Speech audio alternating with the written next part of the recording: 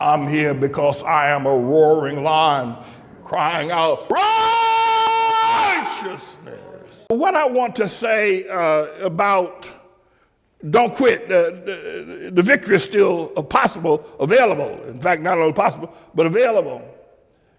Is that I was told by a woman named Grace, who was a student affairs secretary at Union. I was walking down the hall when they said, "James, come here for a second." She said, "James, Princeton is planning a trip to South Africa, Princeton University." And she said, "You ought to go." Last thing on my mind was thinking about going to South Africa with all the apartheid going on, all the other trials. That was the last thing on my mind. She said, "Sit down." So I sat down. She said, "You're a pastor in Harlem, is that right?" I said, "Yeah, I'm a pastor." She said, "Well, there are a lot of students going to go, but none will understand the way you will understand. You're a pastor. And for the future, very few people will understand your meaning. What you will take away and what you will bring to South Africa, nobody on the list is going will be able to do that." Now, what do you know about me? At any rate, I find myself now, 39 years later, in the midst of a foreclosure removal.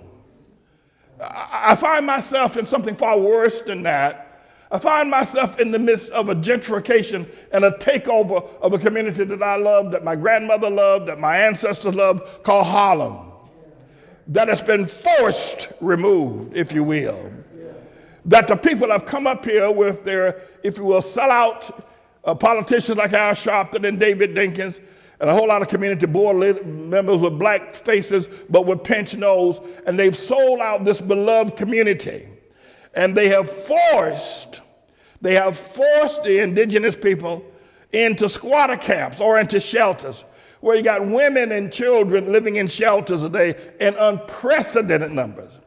You've got men sleeping on the streets. Now, when I was in South Africa, in Cape Town, in Crossroads or in Soweto, and I saw the ravages of poverty, if you will, the 10 towns, the Crossroads, I saw that. It was bad. But I have to tell you, when I walk up to 125th Street, Park Avenue and Lexington Avenue, 125th Street, and I see black men sleeping on the streets on cardboard, it's far worse than Crossroads. I'm telling you, you'd rather be living in a squatter camp in Crossroads than living in Harlem with these pinch-nosed, sellout-ass Negroes that have sold this community out, don't give a damn about what happens to you. All they want to do is please white folk. And y'all can stand up and say amen.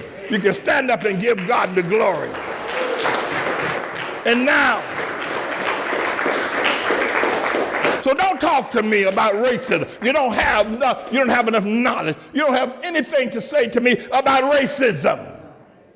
You have no knowledge. You have no skills. All you have is ignorance. And what we have to understand is the sellout, pinch-nosed Negroes, because were it not for them, we still own Harlem. There was a time when every black man, whether he worked as a janitor or pumped gas at a service station, wore a suit and tie to work. You go out there today. What has happened to the culture? What has happened now with the rap music? What has happened now with the understanding and thinking that our freedom is in black politicians is atrocious. It's worse than unconscionable.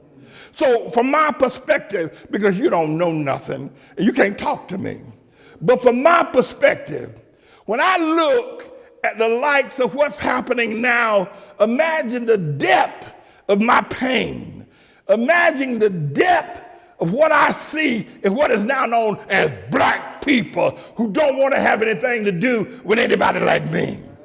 Imagine that. The Lord comes along and he says, look at what's happening. Who will go and speak for us? And I raised my hand the way I did in Matopastad and said, here am I, Lord, send me. You can take your seats.